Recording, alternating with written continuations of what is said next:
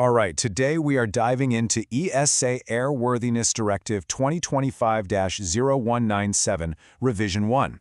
This is a really important, mandatory software update for the flight controls on the entire Airbus A350 fleet. So, let's get right into what this directive actually means for your operations. So to get the full picture, we're going to start with a quick overview of the mandate and the specific safety risk that's driving it.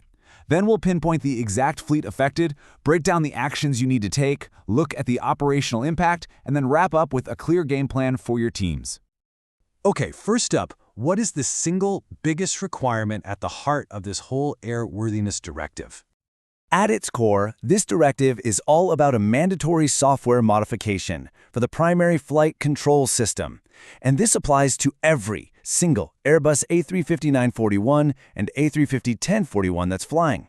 There are no exceptions, no serial numbers to check. It is a fleet-wide mandate. And just to be crystal clear, this is not optional. This EASA regulation is a good reminder that complying with ADs is a fundamental legal requirement. There's just no wiggle room here. This action has to be done. So let's get into the why behind all this. Understanding the root cause is really the key to seeing why this is so urgent. The whole point of this directive is to prevent a very specific and very serious failure. So what exactly is that failure mode we're talking about?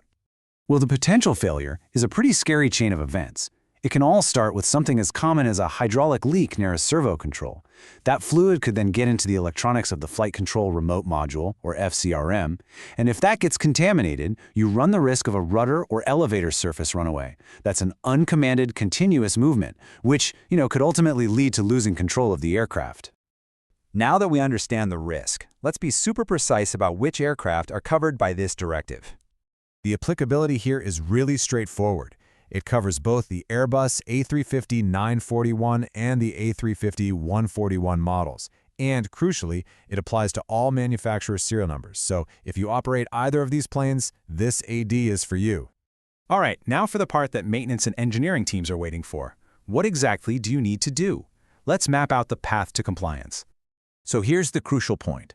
This revision of the AD brings in a final software update, and it's officially called a terminating action. And let me tell you, that is fantastic news for operators, because it simplifies compliance in a big way compared to what was required before. Let's look at the specifics. The main modification is detailed in Service Bulletin A350-27P078. It involves installing new primary and secondary software for the flight control and guidance system.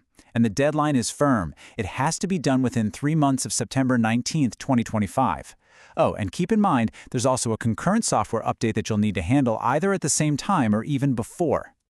And this right here is the key takeaway for your planning teams. Terminating action literally means that once this software update is done, all those older, more painful requirements, like inspections and actually replacing the FCRM hardware, they're just gone, canceled for that aircraft. This software fix is the final, definitive solution.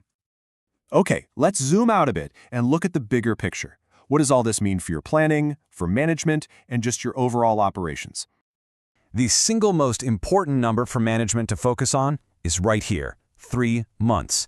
You have a 3-month window starting September 19, 2025 to get your entire A350 fleet compliant.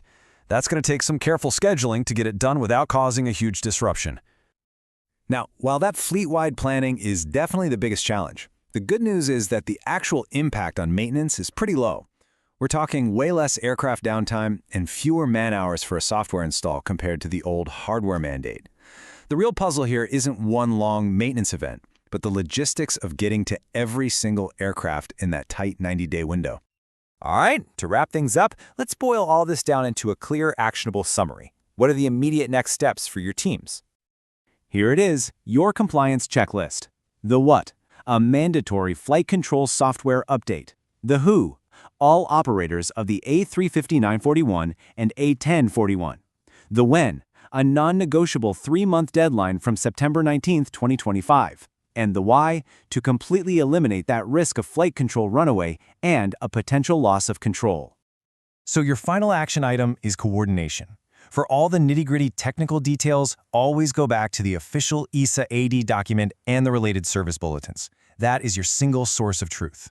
Getting your teams aligned now will make sure this update is just a routine compliance task and not some last-minute operational scramble.